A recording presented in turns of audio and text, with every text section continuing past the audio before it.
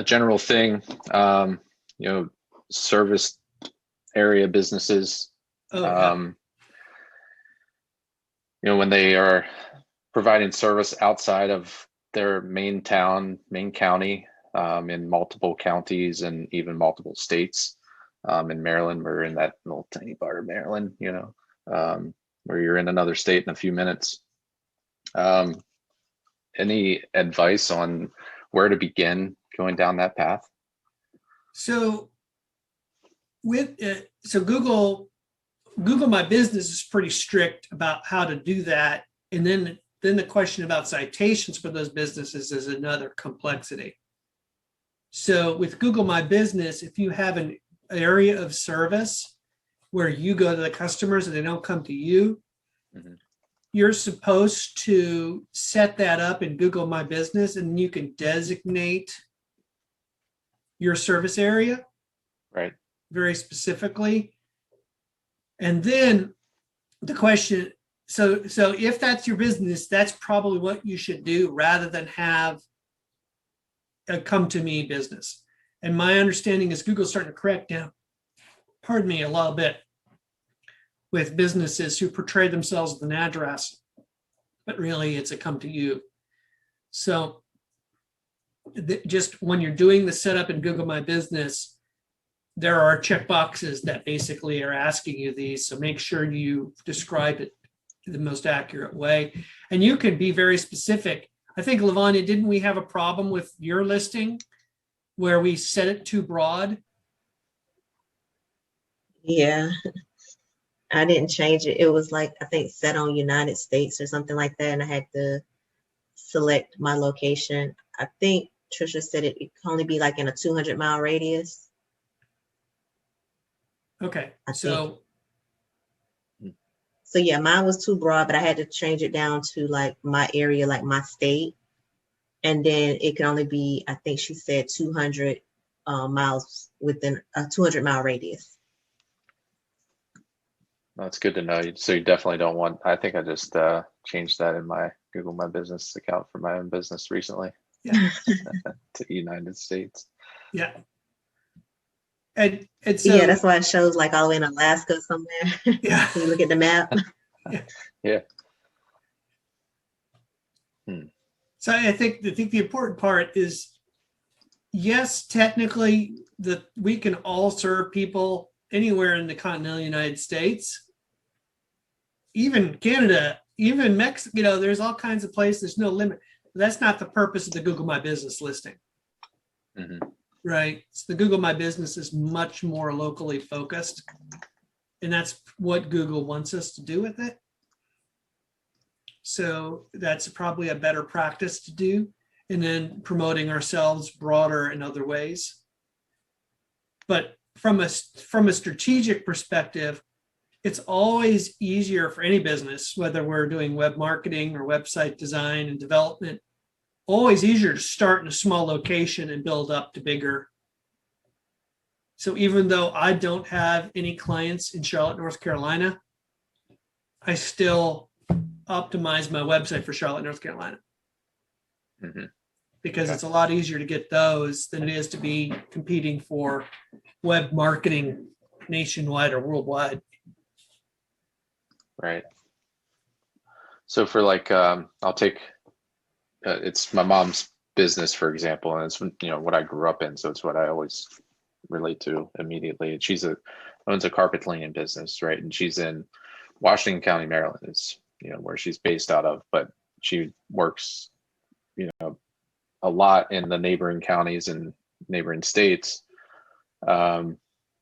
So is there any way to really, and I'll say the dirty word, rank in for those other areas for her services organically in the map pack? You know, map pack is really just based on location first and foremost, among other things, I guess, right? But is there a strategy to really push, you know, that organic SEO?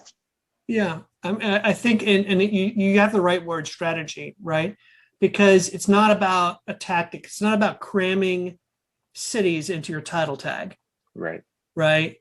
So I would first of all start with, what is the geographic area that is most descriptive of the business?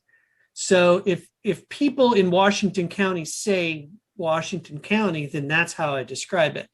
But if people in Washington County mention a town that's probably the biggest town in Washington County, that's what Right. I would use for the primary thing. Right. Okay. And then, so that's where I would focus a lot of my effort on my website, especially my title tags and content on the pages. Mhm. But strategically, what I would also do is I would look for any opportunity I could to mention any other towns nearby in which I would love to have services. Right. So for example, what if there's a nearby town that's maybe not in Washington County, but a client hired her and the client allowed her to take before and after pictures, right? Yeah. Well, now you can produce on your website a case study Right. of a carpet cleaning in nearby town. So now you've worked in the idea of, here's a nearby town, here's a blog post with pictures before and after, and now we have content on our website about that town that's useful to customers, because not only is it showing what we can do to help you, we can do this in your home too, Yeah. but we are ranking for that town without sabotaging our ability to rank in our most local town. I do this with the landscape client. They're based in Asheville, but they can serve all around the Asheville area. And there's, how do people describe Asheville? They sometimes use Buncombe County, sometimes they use Asheville, sometimes they use Henderson County, sometimes you Flat Rock or Black, whatever. So what we've done is we've just gone through into every one of this person's landscaping. We've said, okay, here's an example in this county. Here's an example in this town. And we just do, a profile. And we show pictures, and this is what they did, and this is the problem that they solved, and isn't this great? And it just gives us the opportunity to talk about these areas with enough content to make it valuable. So if someone does happen to search for Flat Rock, North Carolina landscaping, that's a pretty small town, but because we have something there, But the other thing to consider strategically with when it comes to this stuff is the whole idea of near me. Yeah. And Google is training users of the search engine to use the word near me in their queries. Yeah. So it used to be we'd search for a pizza in Fort Mill, South Carolina. But Google's kind of trained us to say pizza near me. Yeah. They got me. Yeah. It's so funny to watch my wife when she Googles, she puts near me after everything. It's really funny. Yeah. And it's useful because Google then figures out what near me means. It serves up an answer. So you don't have to know that Fort Mill is right next to Rock Hill. And if the closest service is in Rock Hill, it's just going to serve that. Yeah. So, but you don't rank for near me using the word near me on your website. Right. You rank for near me because you've talked about where your business is located on your website, and then Google is smart enough to say, oh, Rock Hill and Fort Mill are right next to each other. I'm going to serve Rock Hill results to the Fort Mill person because that's the closest thing to them. Yeah. So that's why it's just important to have things like make sure when you're doing the keyword research for all the pages and services that the company provides, that you describe each of those services in light of the main geography. Mm-hmm. And I would put an address for the business in the footer of the website. If you can add local schema to the website so that Google can identify where that business is located easier, that helps too. But it's all these things that make up the local strategy rather than just cramming a bunch of cities into a title tag and saying I've optimized for all the towns nearby. Yeah. Or God forbid, building a new landing page with the same content, just substituting out the name of the city on each, that's what we used to do. Yeah. That's a terrible So idea. that is antiquated. So what if you did have those landing pages for, say, like 4 of the major towns around that area, and they were really populated with those posts that you're talking about that were constantly updated? Would that be an okay strategy? As long as the content on each is unique. Completely unique. Yeah. Yeah. And, it's really, so we got to be really careful with Google because it's smarter than just words now. It's actually able to kind of, to a degree, almost judge veracity. So I would kind of want to make sure that whatever we say is very related to that town. So let's say if we were optimizing for a paper company in Scranton, Pennsylvania. Google is sophisticated enough at this point to realize that Scranton, Pennsylvania is called the Electric City.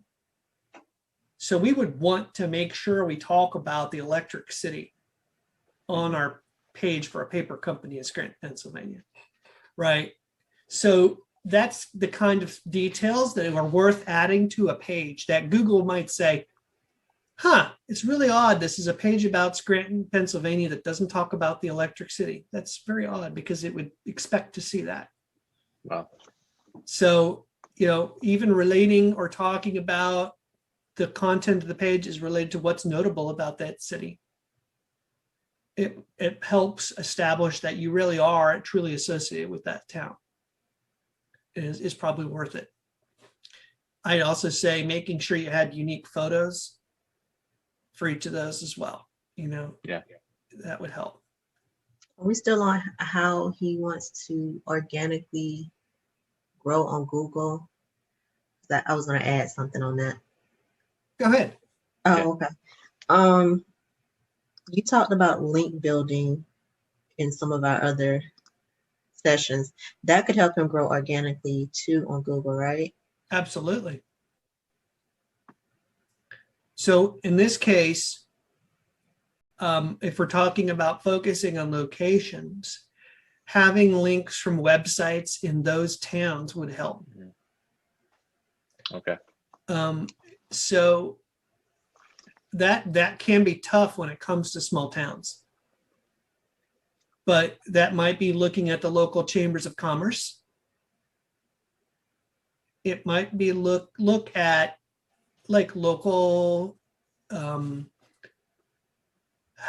editions of a major newspaper. The Baltimore Sun-Times might have a local version of in Washington County paper, right?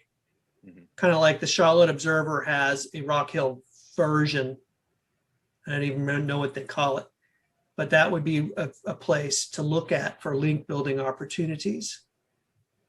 And in the game plan, there's all kinds of link building opportunities. One might be guest blogging, where you pitch one of these local websites and say, hey, would you like a non-promotional helpful article? And I don't know what it would be like when it came to carpet cleaning, but maybe it's something of how often should you clean your carpets? Or how can you protect your pets against when you're cleaning your carpets? Or something altruistic and helpful that's relevant, that would be of interest to these websites that you could pitch and then link back to your website from that. It's a lot of work because you have to find someone willing to take it, and you can't just put an advertisement for your business. They don't want to publish that unless you want to pay them. And then if we pay them, you can't get the link because that's against Google's rules. So that, Lavanya is bringing up a good point. The link building from these other areas would help you show up in those areas as well, because Google's going to acknowledge that website's talking about that place. So if you have a link from that website, it would be therefore showing relevancy to your business for that area. Great. That's awesome. It brings a lot of clarity for me on that. I've been told some things over the years, of course, and just yeah, questioned some things. So Yeah, that's really great. Thank you. good, good. I guess this was a good session. I didn't realize it was over 3 o'clock. Yeah, I know. We always kind of, sometimes we just kind of look at each other and not know what to talk about, but usually we end up with something helpful.